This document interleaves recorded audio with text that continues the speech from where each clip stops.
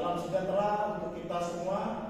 Perkenalkan, saya Rahmat Firdaus Eskel FM, dosen program studi manajemen Fakultas Ekonomika dan Bisnis Universitas Pertiba Pangkal Pinang, Provinsi Kepulauan Bangka Belitung, NIDN 0202108403. Saat ini saya membuat salah satu instrumen sertifikasi dosen tahun 2025, yaitu pernyataan diri dosen dalam unjuk kerja Tridharma Perguruan Tinggi atau PDD UKT-PT di bidang pengajaran.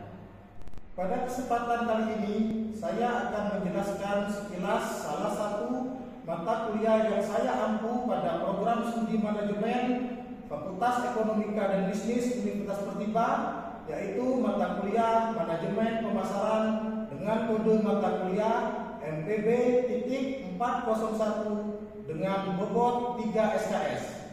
Deskripsi mata kuliah manajemen pemasaran. Mata kuliah manajemen pemasaran ini mempelajari tentang bagaimana memahami manajemen pemasaran, menganalisa peluang pemasaran, mengembangkan strategi pasar, menghadapi penawaran pasar, mengelola dan menyampaikan program-program pemasaran. Adapun capaian pembelajaran pada mata kuliah manajemen pemasaran ini yaitu 1. Menguasai konsep, teori, dan prinsip-prinsip manajemen fungsional termasuk manajemen pemasaran, serta menerapkannya dalam pengambilan keputusan manajerial.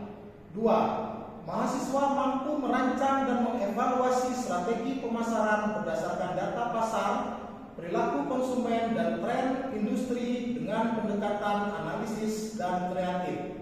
3. Menunjukkan integritas, etika profesional, dan tanggung jawab sosial dalam merancang serta menerapkan kegiatan pemasaran yang berorientasi pada kepuasan pelanggan dan keberlanjutan bisnis. Berikutnya, capaian pembelajaran mata kuliah atau CPMK pada mata kuliah manajemen pemasaran. 1. Mahasiswa mampu menjelaskan konsep dasar pemasaran seperti segmentasi pasar, targeting, dan positioning. Mahasiswa mampu menjelaskan dan membedakan elemen-elemen dalam bauran pemasaran atau marketing mix, dan mahasiswa mampu menganalisis strategi pemasaran berdasarkan teori dan pendekatan kontemporer. 2. Mahasiswa mampu mengidentifikasi permasalahan pemasaran melalui studi kasus atau case method. Mahasiswa mampu merancang strategi pemasaran berbasis data dan riset pasar. Mahasiswa mampu menyusun dan mempresentasikan rencana pemasaran yang aplikatif dan inovatif. 3. Mahasiswa mampu menunjukkan sikap etis dalam menyusun strategi pemasaran. Mahasiswa mampu mempertimbangkan aspek tanggung jawab sosial atau social responsibility dan lingkungan dalam kegiatan pemasaran. Berikutnya, mahasiswa mampu bekerja sama dalam tim secara profesional dan menghargai perbedaan pendapat dalam diskusi pemasaran. Beberapa referensi ataupun rujukan yang saya gunakan dalam mengampu mata kuliah manajemen pemasaran ini, yang pertama, karangan Kotler dengan buku Marketing Management. Terus ada buku lagi Principle of Marketing karangan Lamb, Hare and McDaniel. Yang ketiga, Fandi Ciptono dengan buku Strategi Pemasaran, buku Marketing 5.0 Teknologi for Humanity karangan Kotler dan Kartawijaya dan Setiawan. Buku Shipman dengan judul Consumer Behavior, Farrell dengan buku Marketing Strategi 7 Sugiono. Ini saya gunakan sebagai rujukan dalam mata kuliah manajemen pemasaran. Dalam kuliah manajemen pemasaran yang saya ampu, metode pembelajaran yang saya gunakan yang pertama, ceramah interaktif dan partisipatif. Kedua, studi kasus atau case method. Ketiga, diskusi kelompok. Keempat, project based learning. Perkuliahan manajemen pemasaran ini akan dilaksanakan sebanyak 16 kali pertemuan Di sini saya sudah membuat materi pembelajaran dari pertemuan 1 sampai dengan pertemuan ke-16. Pertemuan 1 di sini membahas konsep pemasaran, nilai pelanggan, dan kepuasan pelanggan, lingkungan internal dan eksternal, serta SWOT analisis pada pertemuan kedua. Pertemuan ketiga, STP, segmentasi, targeting, dan positioning. Pertemuan keempat, marketing mix. Pertemuan kelima, model perilaku konsumen, faktor internal ataupun eksternal, proses pembelian. Pertemuan keenam, strategi pemasaran, diferensiasi, dan keunggulan bersaing. Pertemuan ketujuh, struktur marketing plan, implementasi dan evaluasi. Pertemuan ke-8, ini pertemuan ke-8, ujian tengah semester ataupun UTS. Dilanjutkan dengan pertemuan ke-9, etika pemasaran, CSR atau Corporate Social Responsibility, regulasi dan perlindungan konsumen. Pertemuan ke-10, digital marketing, media sosial, SEO dan email marketing. Pertemuan 11, tren pemasaran kontemporer, digitalisasi, sustainability. Pertemuan ke-12, evaluasi kinerja pemasaran, KPI, customer feedback. Pertemuan ke-13, teknik presentasi, komunikasi bisnis, storytelling marketing. Pertemuan ke-14, finalisasi marketing plan. Pertemuan 15, presentasi final marketing plan. Pertemuan ke-16 yaitu adalah ujian akhir semester atau UAS. Berikut penilaian atau asesmen dalam mata kuliah manajemen pemasaran ini. Yang pertama ada 4 komponen dalam penilaian asesmen ini. Yang pertama, 1 ada kehadiran di situ dengan bobot 10%. Kedua ada ujian tengah semester dengan bobot 20%. Ketiga, tugas, kuis, diskusi dan presentasi dengan bobot 40%. Dan yang keempat, ujian akhir semester dengan bobot 30%. Sekian pernyataan diri dosen dalam unjuk kerja Tridharma Perguruan Tinggi atau PDD UKTPT bidang pengajaran yang sudah saya sajikan tadi, mulai dari deskripsi mata kuliah, terus capaian pembelajaran mata kuliah, referensi, metode pembelajaran, materi pembelajaran, penilaian dan asesmen. Saya ucapkan terima kasih atas perhatiannya, dan berikut saya sajikan video pembelajaran saya di dalam kelas dengan materi marketing mix pada pertemuan keempat. Assalamualaikum warahmatullahi wabarakatuh. Waalaikumsalam warahmatullahi wabarakatuh. Selamat pagi.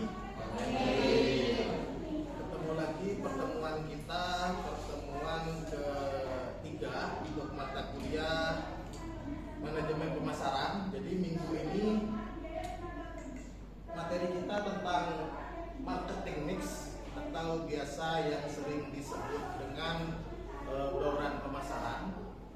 Jadi kita minggu kemarin kita sudah belajar tentang strategi pemasaran. Jadi minggu ini kita mata kuliahnya marketing mix. Sebelum saya lanjut, ada yang tahu apa itu marketing mix? Sepertinya saya sudah menyinggung minggu kemarin apa marketing mix. Biasanya dikenal dengan 4P. Apa? Yang pertama, P pertama. Produk, terus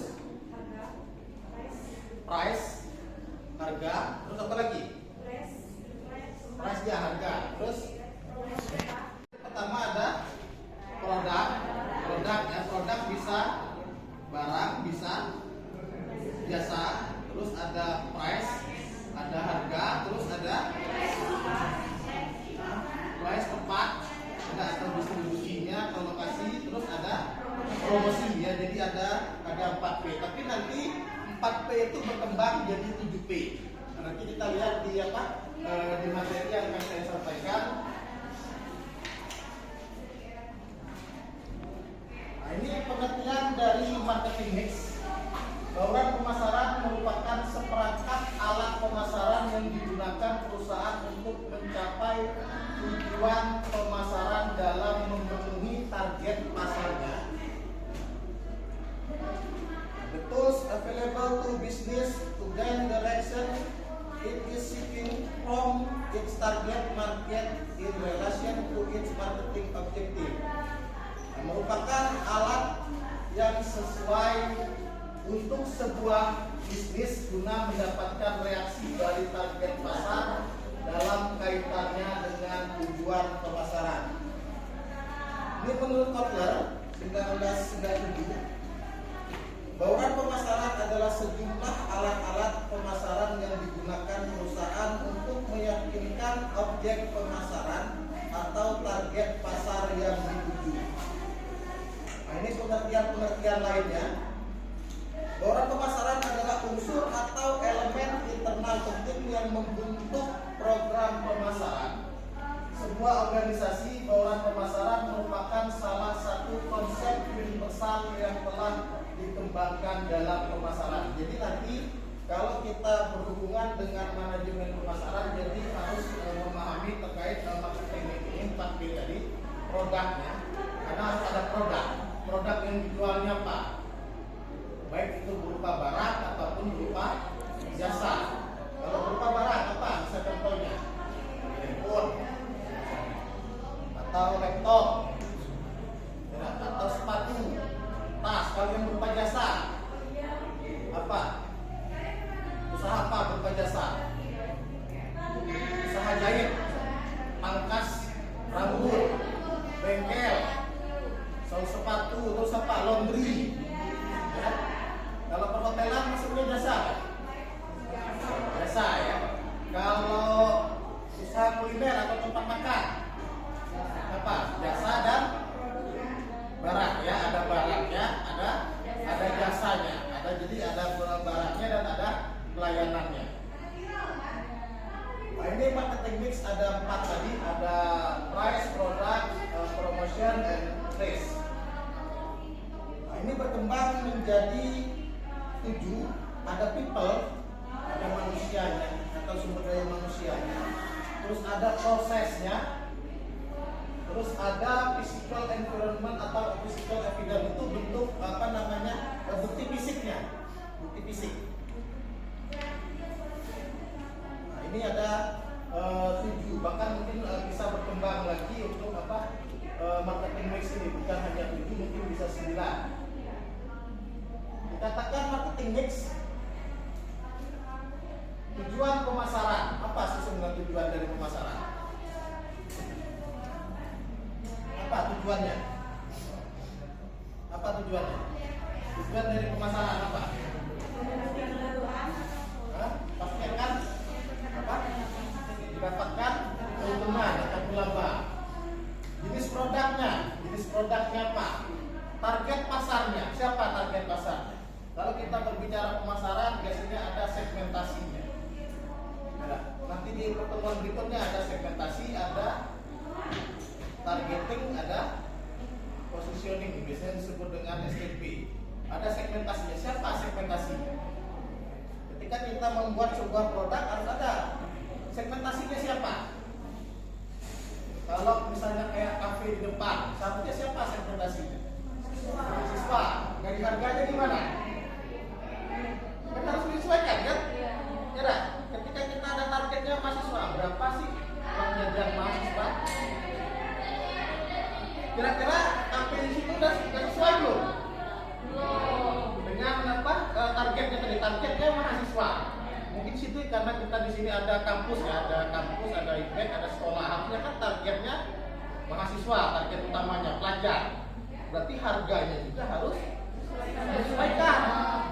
Kita harus tahu kita harus set berapa satu hari mahasiswa atau pelajar bawa uang. Ya, jangan kita targetnya mahasiswa tapi ngasih harganya harga orang yang sudah bekerja, nggak masuk. Sama kayak misalnya warung yang di depan, warung apa tuh, tempe. Harganya gimana? Kalau mau dibandingkan dengan warung yang ada di Pangkal Pinang lainnya, dengan orang yang lewat di depan itu. Ya, kalau dari strategisnya kita lihat kan di depan sini, gitu kan. Kecuali memang kalau warungnya sudah terkenal. Kayak ada di Jogja, warung apa? Mangut Lili. gang-gang, masuk ke dalam menjualnya itu apa, bom-bom. Tapi karena dia udah terkenal, cari orang gitu kan, kalau sudah terkenal. Ya, tapi kalau kita mau warung bekas, kita masuk ke dalam gimana? Yang sekarang kayak kafe kita aja, warung buka pinggir jalan aja masih itu relatif sepi kan? Ya, sepi kan? Kalau mau kita bandingkan dengan tempat-tempat kopi yang lain. Ya, tapi kita nggak tahu apakah dari segi kualitas produknya apakah enak atau tidak, terus misalnya harganya bersahabat atau tidak sesuai dengan targetnya. Ya. Terus berikutnya struktur pasarnya, perilaku pesaingnya banyak. Itu ada warkop A, warkop B, warkop C. Ya. Kalau di Jalan Ayan itu banyak. Ya, dari ujung ke ujung warkopnya banyak. Semuanya bersaing, semuanya punya keunggulan masing-masing. Ya, punya harga juga, kalau harga mungkin relatif sama ya. Cuma mungkin dari keunggulannya, pelayanannya, kenyamanan tempatnya itu kan. Ya, itu kan akan berbeda. Isu global misalnya budaya dan agama. Isu global, budaya kita, budaya ngopi, harus nyaman. Nilai dari produknya, value-nya, kualitas jelas, konsumen pasti ingin mendapatkan produk yang berkualitas. Kemasan, packagingnya ya, harus menarik.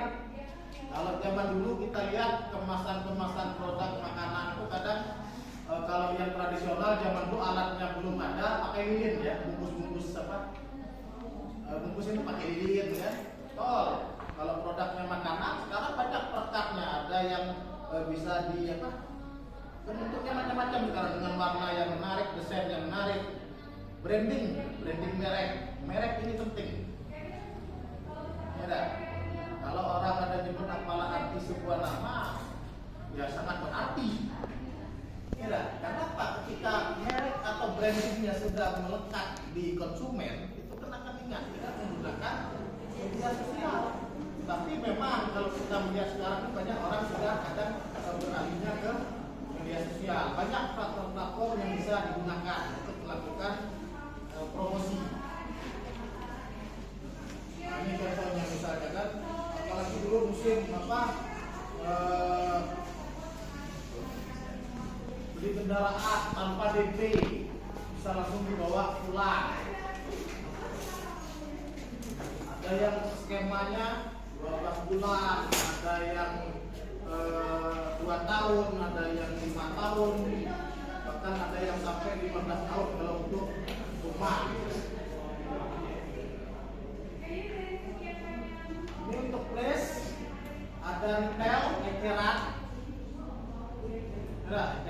pengecer, terus ada yang besar-besaran, ada pemesanan lewat surat, internet, penjualan langsung orang ke orang dan berbagai saluran. Place ini kalau di sini mungkin diartikan untuk ada distribusinya, tapi place juga bisa kita artikan sebagai lokasi atau tempat.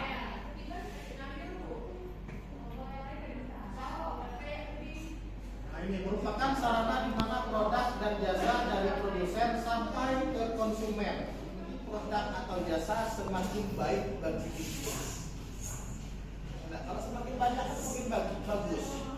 Kalau dulu zaman saya bioskop pun ada. Nah, zaman sekarang enak. Musim film Laskar Pelangi, Bangka ini belum ada bioskopnya. Orang-orang nanya, tahu misalnya saya dari Babel, itu gimana Laskar Pelangi? Saya bilang, saya aja belum nonton. Kok belum nonton? Kenapa? Di tempat kita belum ada bioskop. Bioskopnya belum ada. Orang luar sudah bercerita tentang filmnya Laskar Pelangi, kita hanya dengar. Kenapa? Nggak bisa nonton, orang-orang nonton duluan. Kalau sekarang kita lihat kontak pertama tentang gambaran apa yang harus diberikan oleh produsen kepada konsumen. Penambahan training dan pengetahuan tentang produk atau layanan yang relevan, pernyataan misi seberapa relevan, apakah staf mewakili budaya bisnis. proses. Relevan dengan industri jasa, bagaimana melayani pelanggan. Sekarang ada beberapa perusahaan yang sudah menyediakan layanan apa? Kalau kita beli kendaraan, yang pernah dengar apa? Sekarang kendaraan orang jual showroom lah. Sekarang ada tambahan satu pelayanannya. Apa?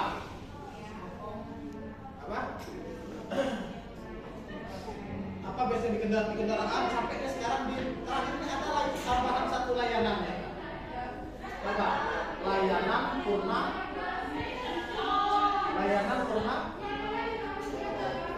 jual. Karena ada ulasan terbaru.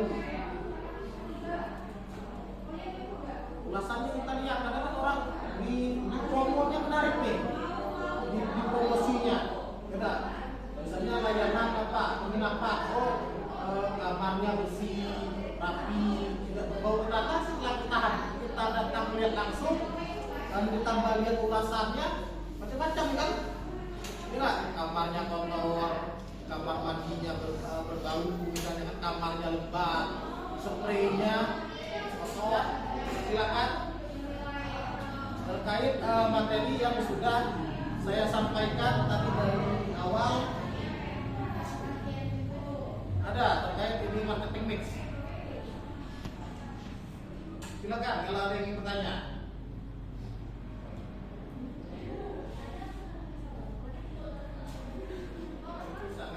Sangat penting sekali. Sangat penting sekali. Kita di kampus pun setiap saat terus melakukan promosi. Sama ketika produk-produk lain pun mereka terus melakukan promosi. Belum lagi orang hitung biaya promosinya. Kalau sekarang orang promosinya lewat mana lagi biasanya? Strategi promosinya apa? Lewat endorse ya. Endorse dari influencer, selebgram. Ya. Itu berbayar. Ya, ada tuh sekarang selebgram. Ada misalnya tempat baru kita undang nih, akan puas kan? Ketika dia sudah puas, dia akan kembali. Tetapi ketika pertama dia datang, tapi biasanya kalau kita terutama di tempat kita lah atau tempat yang lain, ketika ada satu tempat yang baru buka, biasanya antrinya ramai, benar kan? Antrinya ramai. Kadang sampai antri tempatnya nggak kebagian, tapi mungkin setelah sebulan 2 bulan udah mulai sepi baru nih itu mereka akan melihat seberapa banyak sih pelanggan yang balik lagi. Ini penting juga di dalam marketing ini, ya penting ini kita harus jeli ini apa?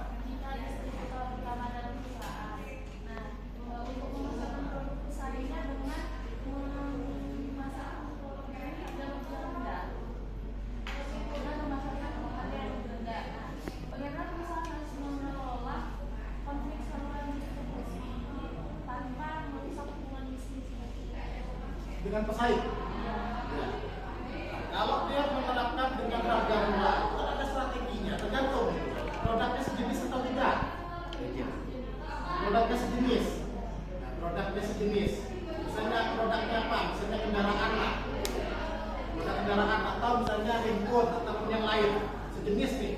Ya dalam dunia usaha atau dunia bisnis itu persaingan itu kadang hal wajar. Tapi kan rata-rata perbedaan harganya kan tidak terlalu jauh kan? Tidak terlalu jauh kan perbedaan harganya kan? Apalagi misalnya untuk kendaraan lah. Kendaraan. Oke ya, pertanyaan satu. Sela terkait masalah harga yang berbeda dengan pesaing. Itu tergantung nanti produknya apa. Tapi biasanya kalau produk-produk yang sejenis, biasanya perbedaan harganya tidak terlalu jauh atau tidak terlalu mencolok. Cuma kadang kalau sekarang di dalam bisnis ini kan mereka kadang saling kejar-kejaran ya. Terutama misalnya di penjualan produknya, diversifikasi atau diferensiasi produknya.